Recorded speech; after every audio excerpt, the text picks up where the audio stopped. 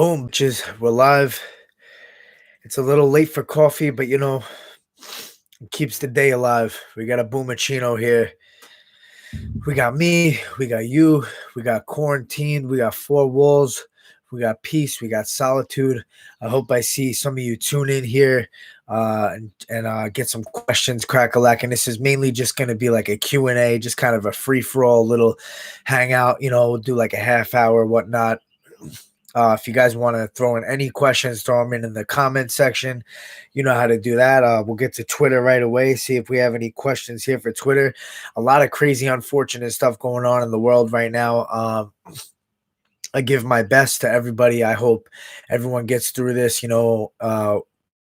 together. We are one.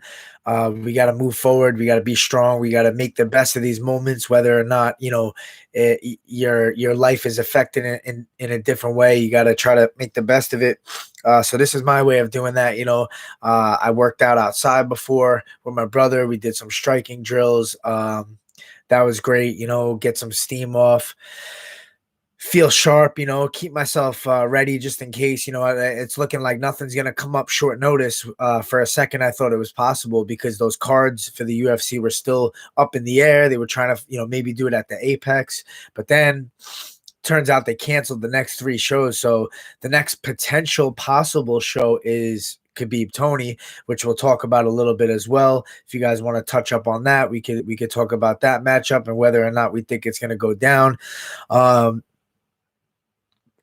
Other than that, it's looking like I probably won't fight until at least late April, early May, if we're lucky. So now I'm kind of just relaxing, enjoying myself. I'm still training, I'm still going for long runs, bike rides, outdoor sprint work, circuit training, lifting some weights in the house.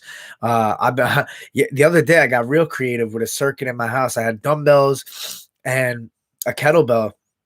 Just doing pushes, pulls, abs, jumping jacks, burpees, walking up my stairs with 25-pound dumbbells 4 times at a time in between my circuits. So got to get creative during these times.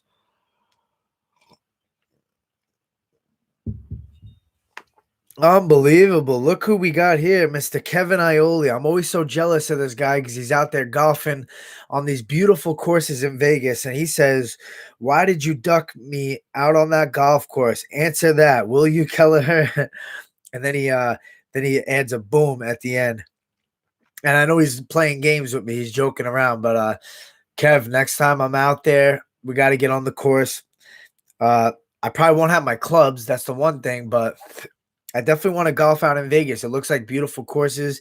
I'm doing my best to get my practicings. I know you've been hitting a lot lower numbers than I do. So, it'd be fun to get out there, though. I love golf, and I try to get out as often as I can. Right now in New York, the weather is not great, but we had a couple warm days. So tomorrow is actually supposed to be like 60, but it might rain. So if I get lucky and there's no rain, I'm going to get out there on the course.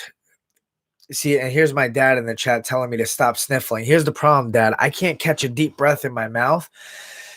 So I got to go just to get a little decent breath here. Everyone knows deviated septum boom time. No big deal. Don't judge me. Love me. Chill. What else we got?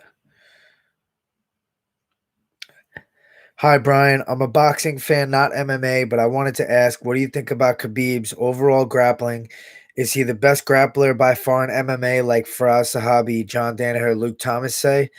I don't understand MMA. Please explain. Well, the thing with MMA is there's different types of grappling. Khabib is so good at putting your back against the cage and, pressuring you, backing you up, and making sure that when he does get you down, he keeps you down. And so some guys are really good wrestlers and they're able to land takedowns, but they're not as good at the grappling aspect on the ground, trapping your wrists, trapping your ankles, keeping you down there, heavy top pressure, stuff like that. Khabib is amazing at that part of the game. Whereas, you have a GSP he's pretty good at that, but he's probably even better at setting up takedowns, strikes to takedowns, level changes, timing, stuff like that.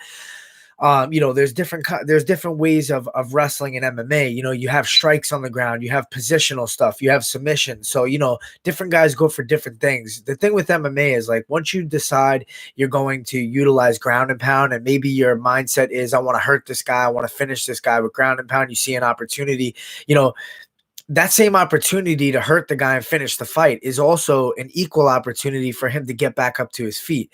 So I tell guys this all the time when we just do jujitsu at the gym.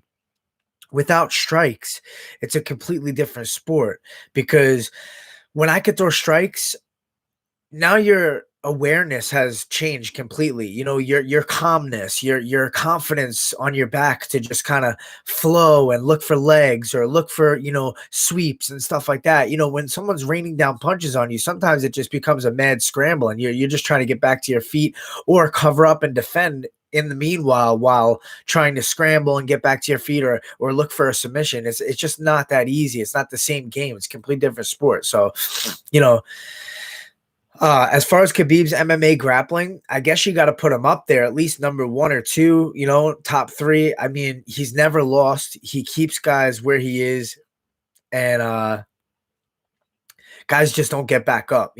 He has an amazing ability to keep guys down there, and that is not easy, man. Because I swear, like, I've trained with guys where I'm doing really well with taking them down, but as soon as I try to advance position or try to land some ground and pound, like, it's so hard to keep them there. It's like, yeah, it creates a scramble, creates an ability to maybe take their back, maybe pass the guard, which I like. That's more my game, scrambling, but that's risk taking. So, Khabib is a less of a risk taker. He's more of a guy who is gonna, positionally outsmart you, take his time, keep his top pressure heavy, trap your wrists behind your back, just keep on smothering you and keep you flat against the mat, essentially, until he can find a submission. There he is, Kevo. Boom, baby. We got to get out there sometime. I was saying earlier, I saw the tweet calling me out. Next time I'm in Vegas, we got to make it happen, man. I won't have my golf clubs, but let's do it. Fat Boy Billy just got my refund for UFC 249. Sad, but I will save my tickets for the card that was supposed to be. That's the thing, man. Let's hope that these fights still stay intact, because I was hearing other people talk about it.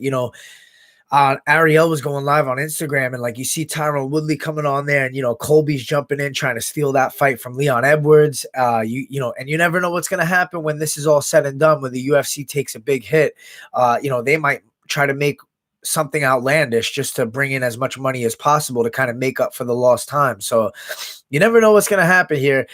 It would be such a shame if we don't see Tony and Khabib. I know Dana White's saying, like, he'll do anything to make this fight happen. He's like, bet against me, watch what happens. I just don't know how he can pull this off if things keep going the way that they are going. Let's pray and hope that a couple weeks from now life moves on back to normal, and we can start figuring out these fights, and get the UFC, the ball rolling again, and get all these fights matched up back where they were supposed to be. Yeah, Kevin Ioli says the best bet's Russia. Yeah, that's a potential. You got to wonder what Tony Ferguson thinks about any of that too, because I mean, he doesn't seem like the type of guy that would care, but it's unfortunate to have to fight Khabib in his backyard when it was kind of in like neutral territory. Although, hey, I think Ferguson wants to fight him no matter what. I think you could be right. I think Russia is definitely an option. I think someone was saying Dubai. I don't know what the deal is with that, or what Dana White's working on, but I'm sure we will hear within the next week, what they're going to do, because they got to make decisions quick here. And hopefully that fight stays intact. It would be unreal if for like the fifth, sixth time this happens again. It's crazy. Let's see if we got any more here on Twitter.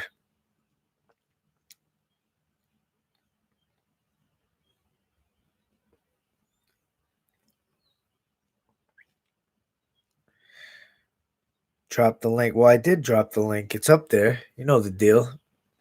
But yeah, I think it'd be crazy if Colby comes in and gets the Woodley fight. Although I think a lot of fans now want to see that after seeing, Woodley always has this chip on his shoulder, man. He fights best, I feel like, when he has this edge. He seems mad at the world. He just wants to kill right now. He's, and I feel for Leon Edwards because he kind of got left in the dust with this whole situation. He couldn't fly over here. They couldn't make that fight happen. Cancellations. Now you got Colby stepping in, and Leon might lose out on that big opportunity when he earned it. He put in the time, and he won so many fights. He really does deserve his chance. Finally, he gets to fight with Woodley, a big name fight, an ex-world champion, and he's about to put himself in a position to get a world title fight coming up next if he beats Woodley. And now, who the hell knows what's going to happen? I think they might move in that direction. Colby versus Woodley now. Question for you: what do you think of the current ranking system, and how could it be improved? Yeah, the rankings are crazy, man. I honestly don't even pay attention to them because I don't feel that they're that significant or that legitimate. To be honest, like some guys get pulled out, some guys get put in. Aldo's getting a title shot. I understand. You look at it like you look at the Aldo package as like a whole. So in my division, Aldo is a legend at 145. One of the best ever. So many title defenses, comes down to 135, has a decent performance. I thought he beat Marias, but he lost, technically, and it still gets a title shot. So it's kind of like in this world of the UFC right now, anything can happen at any time. If you could stir up the pot and create some kind of controversy and call people out and do it in a way where it goes viral, I feel like you can skip the line to an extent. I feel like, guys that have bigger fan bases have more pull as far as who they fight next and leverage and stuff like that. And I think there's a whole side of things that's kind of ruining the ranking system and the legitimacy of the sport. When guys like Aljamain Sterling and Peter Yan are going on tears and just really showing that they belong at the top and they deserve a title shot and they earn it, like they put the work in, they really earned that shot. But then there comes Aldo. It's like, oh, big name, Cejudo wants to fight him. Sorry, guys. You could fight for a number one contendership. It's like, it's got to be so demoralizing for certain fighters when you kind of, really, really put all the work in to get to where you're at, to the top. It's so hard to get title fights these days because you could be 4, 5, 6, 7 and 0. Leon Edwards, what's he like 6, 7 and 0 at 170? Like, and you're still waiting for your chance because, other guys have bigger names. They talk more. They got the right matchups, the right fights. Like a guy like Sean O'Malley, for example, if he gets, a couple more good wins under his belt, he's going to be like 4-0 in the UFC, 5-0. And I could see them then skyrocketing him into the top 5 when he's ready. They're going to move those pieces the way they need to for guys who have superstar potential. And never mind the guys that are fighting the actual best guys in the world, like Aljamain, like Peter Yan. Well, Peter Yan fought Faber, so but he fought Rivera. He fought, other good guys before that.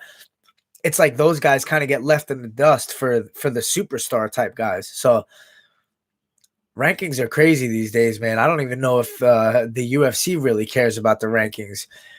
At this point, you got to make big splashes. You got to finish fights. That's number one.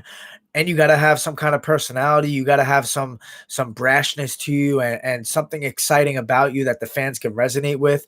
And if you could do something and create some kind of viral reaction on the internet, that's probably your best bet these days to propel yourself to a good position for a title fight. Like,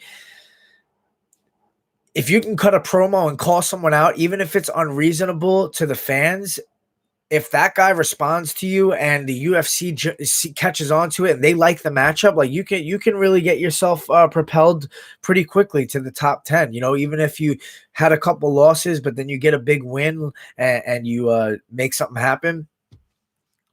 That's crazy fight world right now. I'm wondering what they're gonna do with. I wonder what's up with Dominic Cruz, man. That's been like, I've been curious about that for a while because Um, Cruz is such an amazing fighter at 135. I feel like he's so exciting to watch. He's all over the place. His style is crazy good. Um, there's so many different fights that you can make with Dominic Cruz right now. Imagine Sandhagen. Sandhagen said he was offered Cruz supposedly. Who knows what the truth is these days? If that is true, man, that'd be a crazy fight to see. That'd be awesome, because Sandhagen says, before he was in the UFC, he was a big Cruz fan and kind of mimicked his style to develop his own style. So I'd love to see that fight. I'd love to see Cruz fight Jan. I'd like to see Cruz fight Aljamain. I think they're going to look more to do Aljamain versus Peter Yan, really determine who is that number one contender and figure out what they want to do from there. Because look, if Cruz comes back and decides, hey, I'm going to fight one fight and then I want a title fight, like he's going to skip the line now. And now, like, this is what I mean about title fights. Like, let's say Aljamain and Yan fight, and let's just say, whoever wins that fight, oh, I'm next. They told me I'm next, number one contender fight, guaranteed. Oh, okay, well, it's not in your contract, so that's not guaranteed. And now big name comes back, Dominic Cruz. He's a UFC, former world champion. He works for the UFC. They love him there. He's beloved by the company. He comes back. It's a crazy story. Oh my God, Dominic Cruz is back. More injuries, and he's still coming back again. Cruz is a guy that when he comes back, he's still able to be the best. So you got to imagine Cruz comes back, gets a big win under his belt. Maybe not. Maybe he just gets an instant title shot. Who knows? I mean, like crazier stuff has happened. So it's wild. Do you think Conor will slide in for Ferguson if the fight next month gets canceled? Khabib versus McGregor in September. I hope not, but realistically, what do you think? Well, that's a good question because like someone was saying, with the money situation, with the UFC kind of taking a hit with this time off and having to cancel multiple cards, the biggest money fight they can make is Khabib and Conor. That's just the big, if they did that fight in Russia or something like that, like that's insane. You know what I mean? I wouldn't want them to do that. Nobody really wants to see that. But when you're talking money and you're talking like the world exploding for a fight, like it's very possible that they look to go that route. What would Tony Ferguson do if that happened? Like that'd be crazy. You know what I mean? Like what are they going to do with Ferguson if they decided to go that route? I don't know. I hope they keep this fight alive. Let's just pray that it happens, but we'll see what happens. Carl, your opinion on the pound for pound rankings. Just champions on the top and 12 fight win streak. Tony at 10th place. Well, the thing about pound for pound, it's all controversial. It's kind of like preferential. It's like, what do you feel as far as like if this guy was to fight this guy and if his style translated to heavyweight, like would he if you made Demetrius Johnson just a heavyweight, but you kept his skill set, his speed, his transitions, his submission skills, his movement. I mean, like the guy's unreal. Like you know what I mean? Like it's like pound for pound's kind of hard because I feel like you have to do kind of pound for pound. Like if you're a dual weight champion, something like that. Like Conor McGregor won 2 belts, 2 different weight classes, but then you look at like his overall work of art and you're like, okay, well, he's lost to Nate Diaz, he's lost to this guy. Like it's hard to determine that. Like you would think like pound for pound means like you're undefeated and you fought in 2 different weight classes and done big things. But yeah, it's all hoop de la, it's kind of like whatever you think, whatever you're feeling. GSP's got to be in the talks, right? The guy's freaking 170-pound legend, comes back, he beats Michael Bisping 185. Imagine GSP coming back at 155, beating Khabib. Like that would put a stamp on everything. If they do Khabib Conor 2 at MSG, it would do a 20 million gate and 3 million plus on pay-per-view. Yeah, it's craziness. That's what I'm saying. That's a big deal right there. So you never know where they're gonna go, man. The money talks, the greed talks sometimes, especially in times like these where they're trying to make up for that loss. I'm glad the Woodley fight is off now, so he can work on his bars. Yeah, I'll tell you, Woodley definitely needs to work on his rap skills. I like Woodley though. He's cool, man. He's always been cool with me. We gotta do a little battle. 74. Except for O'Malley, who would you like to fight next? You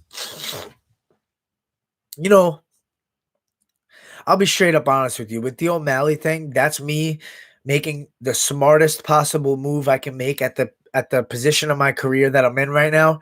You know, I'm coming off a big win, but I'm coming off a win against a debut guy. It's not like that win is going to propel me to the top 15 or get a top 10 guy all of a sudden. That would be unreasonable in my opinion, honestly. So with O'Malley, it's time that he gets tested. I feel like he's won what three fights now in the UFC. He's got a lot of hype behind him. He's got a big fan base, and those are two things that I want to steal that are only going to help propel my career to, gain leverage, steal all his hype, put it behind me, steal a lot of his fans and have them come over to me. This is business moves right here. This is what, gives you sponsorship opportunities, bigger followings on social media. Got to take the guy who has the biggest following, who has the most hype behind him, and you got to go and run that guy over and steal his hype because you're going to obtain all of that. Maybe not all of it, but a big percentage of it. If you can get a huge win and make a huge statement with a lot of hype behind a fighter where people think he's going to be the next big thing, and now you came in and just completely wiped that away.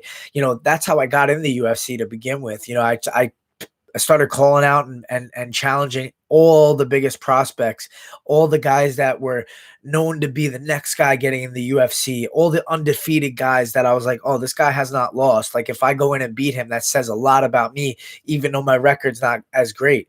So that was my motto then, and that's kind of my position right now. I don't think O'Malley will fight me. I think they will match him up appropriately, stylistically for him to keep winning until he's matured enough to really give him tests. But I think that, for me, I could fight a Thomas Almeida. I could fight a Ricky Simone, Frankie Saenz, guys like that are other, veterans doing well in the sport. But, you know, at best, I could fight, number 15 if they really, if I get lucky. Like, I don't think they would give me top 15 right now, but my goal was to fight April 18th in Brooklyn or April Mayish. I would love to fight August 15th against O'Malley in Ireland. I mean, tell me that wouldn't be crazy. Kelleher versus O'Malley, two Irish last names going at it in Ireland. That would be amazing. I'd love to visit there too. And then I was aiming to fight in November when they come back to MSG, hopefully. So that was my plan, my layout. It still is, if all goes well, if things get back into action. But I want to stay active this year. That's the most important thing. I didn't fight once last year due to injuries and other things. And this year I started off with a bang. January, no bumps, no bruises, no nothing. Back in the gym, mindset fresh, strong, confident. Back to the old me, full 100% belief, confidence. And, now it's time to get a win streak going. And, two or three big wins, you put yourself back in top 10 by the end of the year. That's the plan. November, MSG, I'll fight a top 10 guy, put myself back into contention. And that's a big year, man. That's my vision. So 2020 vision, baby. I got hoodie 2020 vision on the back, on the front with the O's are going to be eyes. You're going to see eyes in there. So, you get it, 2020 vision. And then on the back is my Boom logo like this. It's going to look sick, man. They look really nice.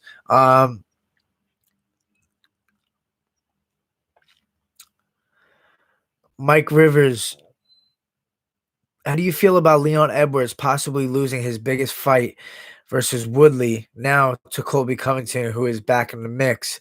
Also, I would like to see you fight John Dodson. Hey, that's another good name, John Dodson, but he's in like, I think he's in the top 15, top 10, maybe even. So, hey, I'll take that chance if they want. Dodson's probably one of the hardest guys to fight in the division with his jitteriness, his explosiveness, his in and out movement. He's very like non-confrontational, but he still has power and explosiveness. So he's a hard guy to fight, because I like to kind of cut guys off and put pressure on them and close the distance and fight inside.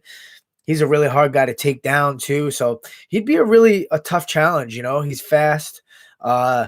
He's powerful. He's got a lot of fucking jittery movement, which is wild, but he did pretty good against Jan. So he's a good test. I would definitely take the fight. Um, but what was the first question? How do you feel about Leon Edwards possibly losing his biggest fight versus Woodley now to Colby? Yeah, I kind of went over that earlier. I feel like it's terrible. I hope Leon still gets to fight Woodley, but this is what happens, man. Stir the pot.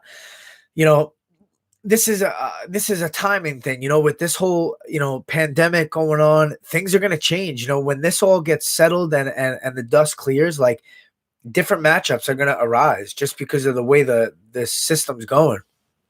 So it'd be a shame if Leon loses that fight. I think either way he would get a big fight. You know, it would maybe give him some leverage that, they stole a big opportunity from him, and hopefully he can get the similar kind of opportunity. But who knows, man? But who doesn't want to see Woodley versus Covington? Because they hate each other, where there's a lot of heat there, and Woodley's got this chip on his shoulder. I'd like to see that fight too. I wouldn't be mad at it, but I'd feel for Leon. Which fighters have the best overall cardio in your opinion? Well, it's hard to say. I've heard a lot of things about Ferguson having some crazy cardio. Uh, Dominic Cruz obviously has some sick cardio. The way that he moves for 5 rounds like that is crazy. I like to pride myself on my cardio. I might look more tired than I am because I'm a mouth breather.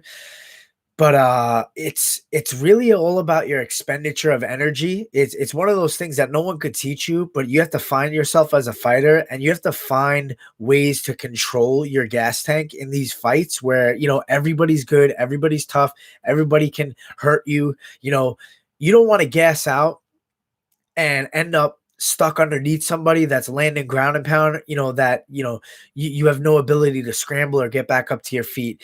So I always prided myself on my scrambling abilities and my ability to keep on moving, keep on going, never let someone just hold you down like that. Like, I was always good at getting myself back up to my feet, creating a scramble, always threatening chokes and submissions to try to sweep or get back up to my feet. So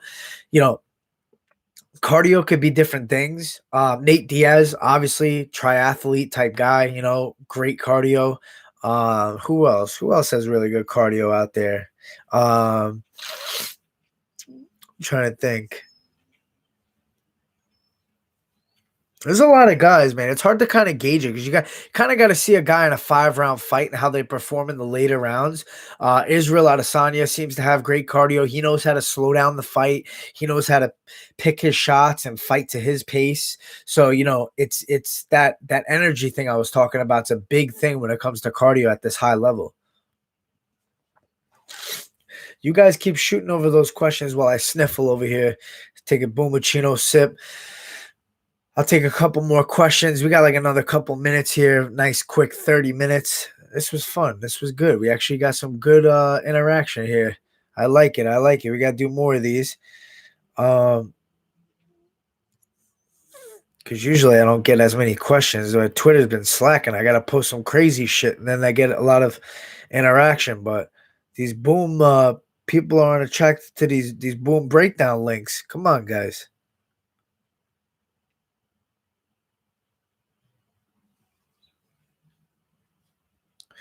But yeah, hopefully things cool off real quick, and life moves on, gets back to normal. Because I'll tell you what, I miss normalcy. Although I'm trying my best during this time to do things that make me a better person, that make me happy, that give me peace. I got Russ's book here. Shout out to Russ. I love his music, but it's a good book, man. I started reading it. It's All in Your Head. It has a lot of good stuff that's applicable to my life.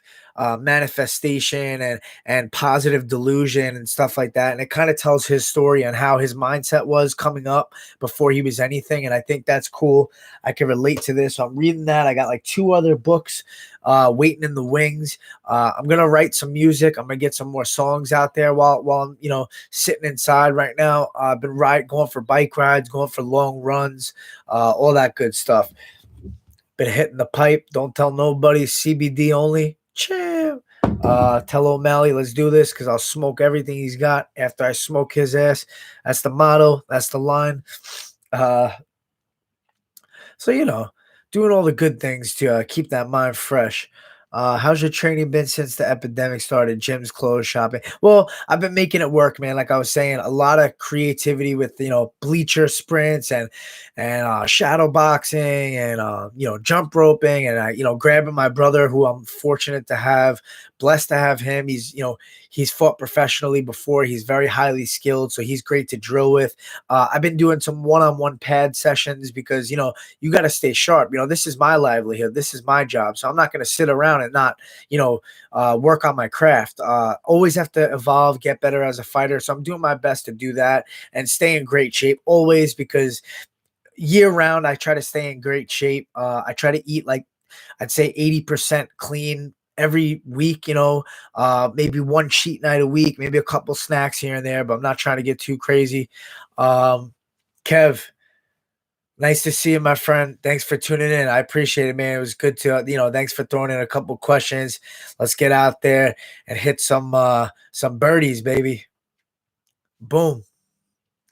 So yeah, I'm doing my best to stay in shape and stay ready, because you never know when this is going to end. And if they call you and say, hey, can you fill in on April 18th? We had a lot of fights canceled, whatever. So I'm always staying ready, because I'll never let opportunities pass without the potential of me sliding in and grasping a hold of that. So, thanks, guys. I appreciate you tuning in. If you give me a thumbs up, that'd be awesome. Subscribe to my channel. That always helps. Follow me, Instagram, Twitter, Brian Boom 135, and we'll see you next time, baby. Boom.